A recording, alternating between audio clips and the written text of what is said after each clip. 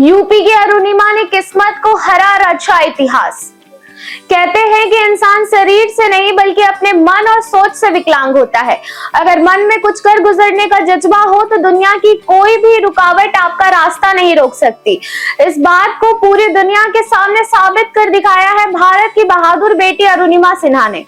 एक भयानक ट्रेन हादसे में अपना पैर गंवाने के बाद उन्होंने हार मानने के बजाय दुनिया के सामने ऊंची चोटी माउंट एवरेस्ट पर तिरंगा लहराया और ऐसा करने वाली वे दुनिया की पहली महिला दिव्यांग बनी। उनकी ये कहानी केवल एक पर्वतारोही की सफलता की कहानी नहीं है, बल्कि ये कहानी है शून्य से शिखर तक पहुंचने की, अटूट इच्छा शक्ति की और मौत के मुंह से निकल कर इतिहास रचने की। उत्तर प्रदेश के अंबेडकर नगर में जन्मी अरुणिमा सिन्हा बचपन से ही खेलकूद में बेहद रुचि रखती थी।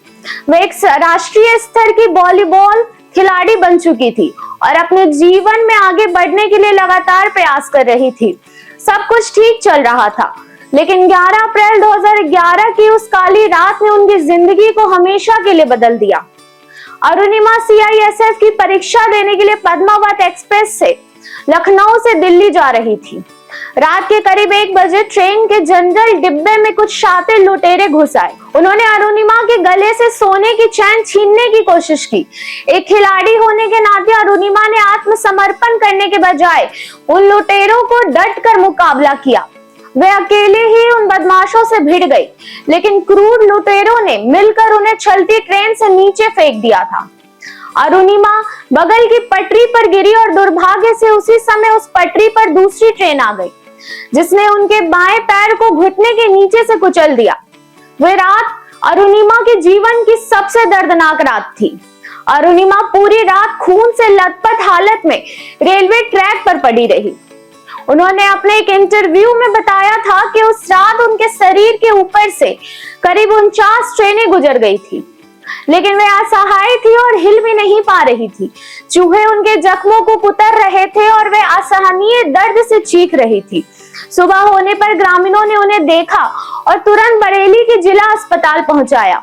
वहां डॉक्टरों के पास पर्याप्त सुविधाएं और खून नहीं था, लेकिन अरुणिमा की जान बचाने के लिए डॉक्टरों को उनका बायां पैर घुटने के नीचे से काटना पड़ा। बाद में उन्हें दिल्ली के एम्स अस्पताल में भर्ती कराया गया था, जहां कई महीनों तक उनका इलाज चला और उनके दाहिने पैर में स्टील की रॉड डाली गई। जब कोई व्यक्ति ऐसा भयानक हादसा झेलता है तो अमूमन लोग पूरी जिंदगी दूसरों के सहारे काटने की सोच लेते हैं। समाज उन्हें दया की नजर से देखने लगता है। अरुणिमा को भी लोगों की दया और बेचारगी वाली नजरें पसंद नहीं आई। उन्होंने अस्पताल के बिस्तर पर ही संकल्प लिया कि वे दुनिया को रो कर नहीं बल्कि कुछ बड़ा करके दिखाएगी। अरुणिमा ने तय किया कि वे दुनिया के सबसे कठिन काम को अंजाम देगी। वे माउंट एवरेस्ट पर फतेह करेगी। जब उन्होंने ये बात डॉक्टरों और अपने करीबियों को बताई तो लोगों ने सोचा कि सदमे के कारण उनका मानसिक संतुलन बिगड़ गया है, लेकिन अरुणिमा का इरादा फौलादी हो चुका था। अस्पताल से डिस्चार्ज होने के बाद अरुणिमा आराम करने के बजाय सीधे एवरेस्ट फतह करने वाली पहली भारतीय महिला बछेंद्री पाल के पास पहुंच गई। बछेंद्री पाल ने अरुणिमा के पैरों की हालत देखी और उनके हौसले को भांपते हुए कहा, अरुणिमा, तुम इस हालत में एवरेस्ट पर चढ़ने का फैसला किया। तुम तो अपने मन में एवरेस्ट फतेह कर चुकी हो। अब तो बस दुनिया को तारीख बताना बाकी है। इसके बाद शुरू हुआ उत्तरकाशी के नेहरू इंस्टीट्यूट ऑफ माउंटेनियरिंग में 18 महीनों का वह कठिन और दर्दनाक प्रशिक्षण, जिसकी कल्पना भी आम इंसान नहीं कर सकता। नकली पैर के कारण जब वे चढ़ाई करती थी तो पैर से खून निकलने लगता था।